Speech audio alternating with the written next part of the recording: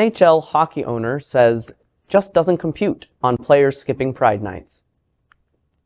The song is called Rainbow Land, and it's a Miley Cyrus song. Now, they cited their Christian beliefs as the reason. Marc Staal has said he's never worn a Pride jersey before. But shortly after the comment, photos surfaced online of him wearing one in Montreal during the 2020 season. Why have we seen a change in players' decisions in only a couple of years? Well, I think what we're seeing is, despite what change we're seeing, overall, we're continuing to see the fact that the message for the LGBTQ plus community is that they are not welcome. And it's, surprising and disappointing that players who previously did wear a jersey are now deciding that they are not wearing a jersey. And that's due to the precedent set previously by other players refusing to wear a jersey. However, Pride nights are really, they're a means just to acknowledge that many individuals have had to hide their sexuality because society only views heterosexual relationships as normal. A growing number of players, including James Reimer, Eric and Marc Staal, and Ivan Provorov, have chosen not to wear their respective teams' Pride Night uniforms this season.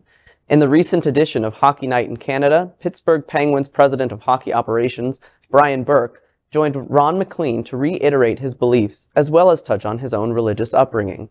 He said, to our friends, quote, to our friends in the LGBTQ plus community, don't be discouraged.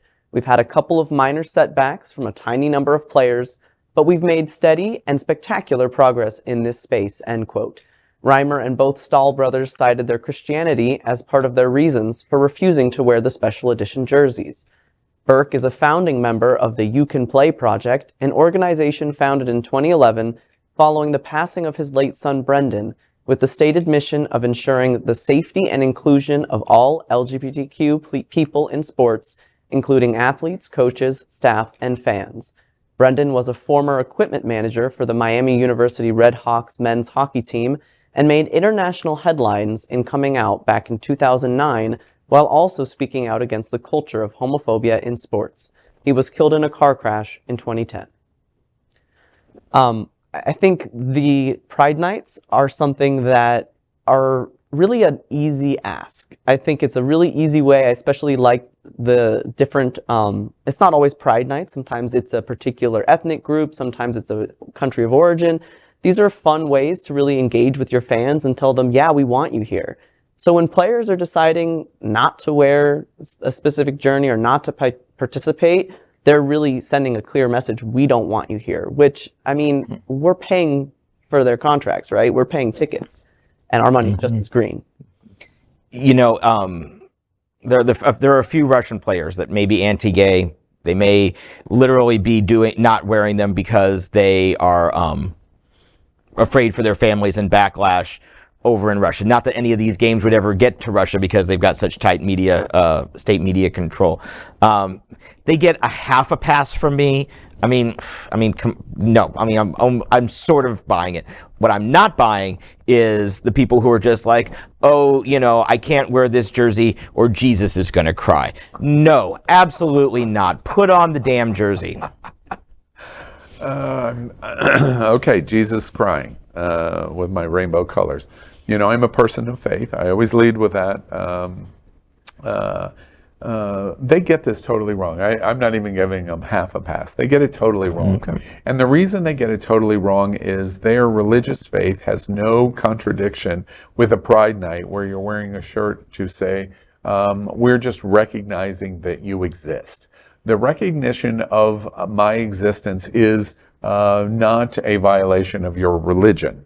You shop in the same stores I do, you eat in the same restaurants I do. It's not that you wouldn't go into a restaurant because a gay person is in the restaurant or a gay person is serving you as your server in the restaurant. So the standard justification of my religion prevents me from putting on this shirt seems so inherently silly, it's beyond silly. You look silly for doing it. And one of the reasons I love the story is the president or the owner of the Pittsburgh Penguins is basically saying, look, We're just saying that we're a world community. And let's say, even with what Putin has done, it doesn't mean we hate Russians. Let's have a Russian night. Or it doesn't mean that we hate, because we don't like Netanyahu, let's have a Jewish faith night. It seems to be all so ridiculous. And it also seems to me one of the points of why Donald Trump is so good. Because he can flash the pan of the fan on these kind of people that get incensed over the inanely stupid, which is what these players are. LGBTQ plus news is vital for our community and for the broader world as a whole. We have enough enemies at Fox News. Tucker, Sean, and Laura are loud. We need passionate allies. Happening Out television network, Queer News Tonight, and It's Happening Out are literally out of the closet and into the headlines. Our community needs your support. Like this broadcast and subscribe now to ensure the growth of the entire LGBTQ plus community.